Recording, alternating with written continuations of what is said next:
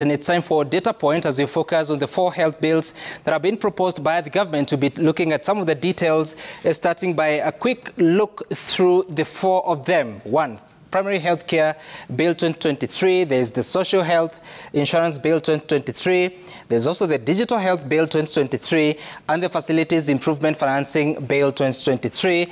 Now, apart from that, there are several issues that they are proposing. For instance, the Primary Healthcare Bill is proposing to deploy 100,000 community health promoters who will be going to different parts of the country to speak to Kenyans, especially on their household needs in terms of health, but also being taking care of preventive health, sort of. Now, this will be commissioned in October 2023, according to the plans of the government.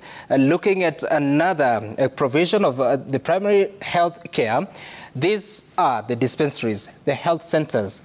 And when you go here for service, it will be free services. It will be financed through the government financing, which will be the facilities are to be reimbursed based on Ministry of Health tariffs. Of course, we'll be looking at the source of those resources shortly. But also something important to care about is the Primary Healthcare Fund, which goes now to finance the primary healthcare facilities. The source of funds will be the Consolidated Fund. This is the money that will be approved by the National Assembly, meaning through the budgeting process.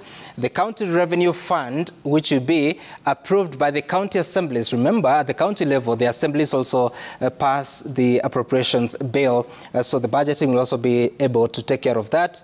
There could be grants, gifts and donations, but also fees and levies that have been collected by the health facilities. There is a portion of that that will be allocated to financing this primary healthcare fund. What else are the laws saying? They are also speaking about these new health funds. All Kenyans in the country, because there's some that are not in the country, will be covered under the National Social Health Insurance Fund.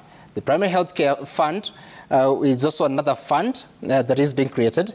There's the Chronic Illness and Emergency Fund, which will be going to take care of some non-communicable diseases, for instance, diabetes, hypertension, and cancer management. We'll be telling you about more of this Chronic Illness and Emergency Fund. But something else that is important to note is that there's a fund that has been created by one of the bills about the Afya Bora Fund, which is going to be used to purchase primary healthcare services from health facilities. Remember, I told you that there's the Primary Healthcare Fund that will be in a position to be financing all the primary care that you need as a patient. So this Afya Bora Fund will be in a position to pay for those services. Now, the sources of the money for that is appropriations, again, from the National Assembly. The grants, the donations and gifts, but also the fees and levies from facilities will be going to finance those services in different parts of the country. Now, the Social Health Insurance Fund. At the moment, you have the National Health Insurance Fund, which is the NHIF, but there's a proposal to change that to Social Health Insurance Fund. The sources of financing, contributions by members of the Social Health Insurance Fund, the indigent and vulnerable persons. These are people that cannot afford to make any contribution. They will be financed through a contribution by the government, which has to be passed in the appropriations bill by the National Assembly. The government also will have to pay compulsory public service employees insurance benefit scheme. So meaning that the government, because it has employees, at the moment in the public sector, there are just over 1 million employees. So they'll be making that contribution, which is mandatory. But also there will be funds from other employers, especially from the private sector, that will be going to be financing that. There's something else that you need to note, according to how the bills have been structured, is that every Kenyan household will also be making a contribution, which is 2.75%. Non-Kenyan residents, meaning they are foreigners who are in the country for a period at least 12 months going up, they'll also be required to make a contribution to the fund. The national government, again, will be making that contribution because they are an employer. The county governments, because they also employ, will be making the contribution, and employers in the rest of the employment sector will also be making a contribution, but this will be deductions from the salaried Kenyans, so the employer will have to deduct and make that payment. The non-salaried, meaning households that do not necessarily have a formal employment, but they have an income there will be the means testing, which will be used to measure what is your income in a year.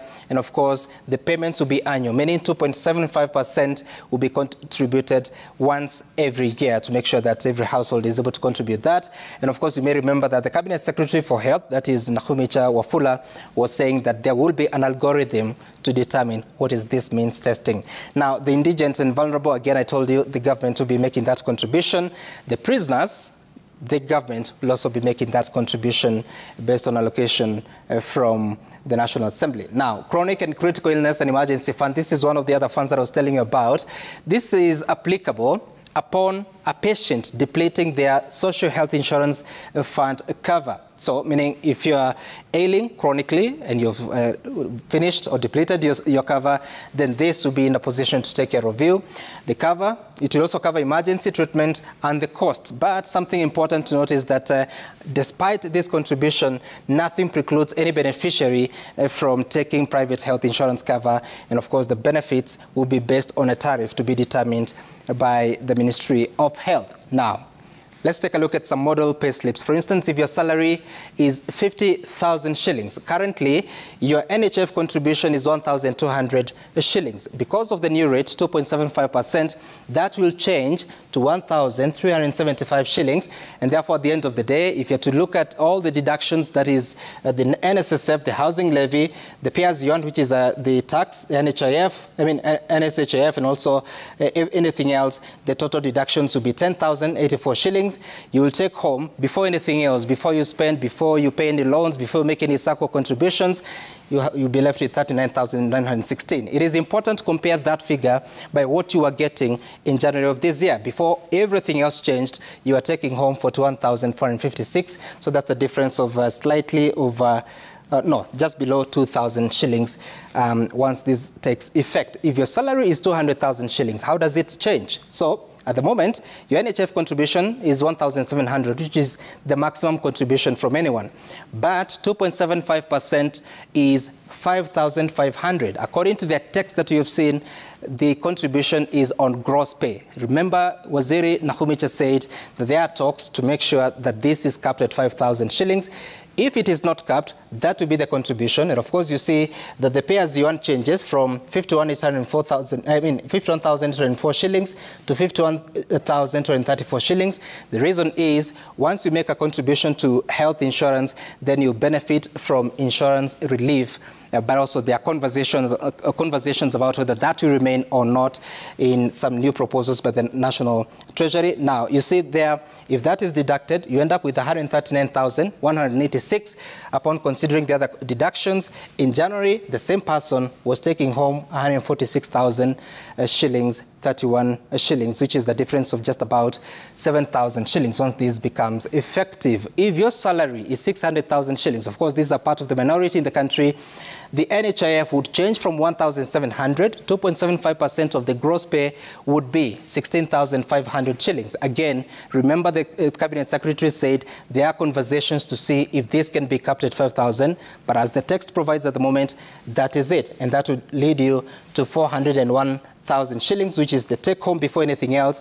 And you see this has reduced because before all this happened, at the moment, you're taking home 413,943.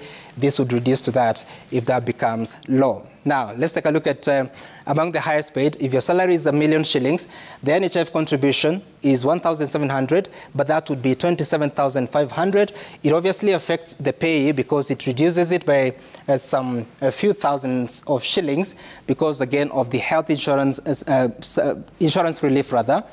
And the total deductions would go up to 348. The take home would be 651, meaning the deductions are just about 34.8% of the income. Remember, at the start of this year in January, this same person was taking home 706,031 shillings. So if this becomes low, and that is the deduction, it will have the salary take home will have reduced by about more than 50,000 shillings because of that contribution. Now, there's something you need to note, that the bills also talking about the financial provisions, especially for the social health insurance fund. It is saying that monies that are not immediately required by the social health insurance fund will be invested where? They'll be invested in a reputable bank on the advice of the central bank, or they can be invested in government securities as approved by the National Treasury. What does that mean? These are government bills, these are government bonds, and of course that is the government borrowing from the fund in that statement. But also the administration fees is a maximum of 5% of the annual expenditure, bearing in mind that we were told by the Cabinet Secretary up to 144 billion shillings is being targeted here. So you can do the math. 5%. How much is that? Just over 7 billion shillings is ought to be going to administration fees. And of course, that is a data point tonight. These bills are the public participation stage, not yet passed into law. Conversations are going on. There's talk on whether that can be capped. The minister says it will be capped at 5,000 shillings. The text talks about on gross pay without a cap. That's data point this week.